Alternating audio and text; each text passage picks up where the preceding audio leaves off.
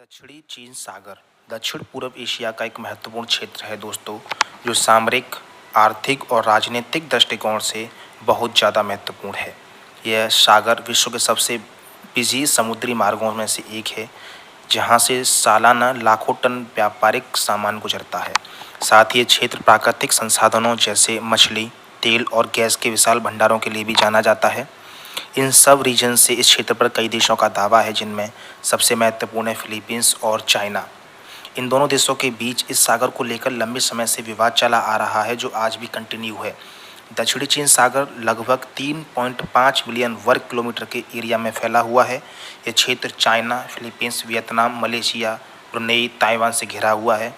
इस सागर के माध्यम से दुनिया का 1/3 समुद्री व्यापार होता है, जिसे इसके आर्थिक महत्व को हम समझ सकते हैं।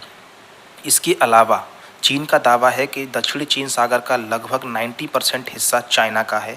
वह इस दावे को 9 डैश लाइन के रूप में दिखाता है और कहता है यह एक नक्शा है जिसे चाइना ने 1947 में जारी किया था। फिलीपींस भी दक्षिणी चीन सागर के कई हिस्सों पर दावा करता है, जिनमें सबसे प्रमुख हैं स्प्रैटली द्वीप समूह और स्कारबोरो शोअल। हालांकि चीन ने इस फैसले को खारिज कर दिया है, इसे मानने से इनकार कर दिया है। चाइना ने कहा कि अंतर्राष्ट्रीय न्यायालय का फैसला उसके लिए बाध्यकारी नहीं है और उसने अपने दावे को बनाए रखा है कि 9 डैश लाइन जो है हमारा हिस्सा है।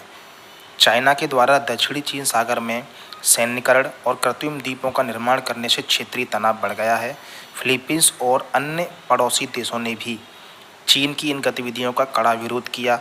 फिलीपींस ने कई बार चीन के खिलाफ आवाज़ भी उठाई है और इसे अंतर्राष्ट्रीय मंचों पर भी उठाया है। इस विवाद को सुलझाने के लिए बहुत सारे प्रयास भी किए गए। चाइना और फिलीपींस के बीच कई दौर की बातचीत भी हुई, लेकिन अभी तक कोई ठोस समाधान नहीं निकला है। दक्षिणी चीन सागर में चाइना की गतिविधियों का पर्यावरण पर भी गंभीर प्रभाव पड़ा है। कृत्रिम द्वीपों के निर्माण और सैन्य ठिकानों के कारण कोरल रीफ्स और समुद्री जीवन को भारी नुकसान हुआ है। मछलियों की आबादी में गिरावट आई है, जिससे इस क्षेत्र में मछली पकड़ने पर जो निर्भर लोग थे, उनकी आजीविका भी प्रभावित हुई है। चाइना और फिलीपींस के बीच दक्षिणी चीन सागर पर विवाद निकट भविष्य में सुलझता हुआ नहीं दिखाई दे रहा है।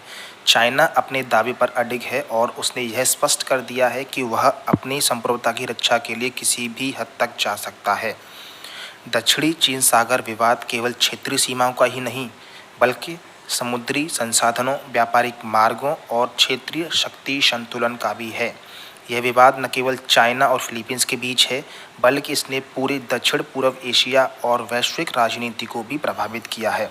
इस विवाद का कोई भी सैन्य समाधान विनाशकारी हो सकता है, इसलिए इसे सुलझाने के लिए प्रयास किए जाने चाहिए। अंतर्राष्ट्रीय समुदाय को भी इस मुद्दे पर सक्रिय भूमिका निभानी चाहिए, ताकि इस क्षेत्र में स्थिरता बनी रहे।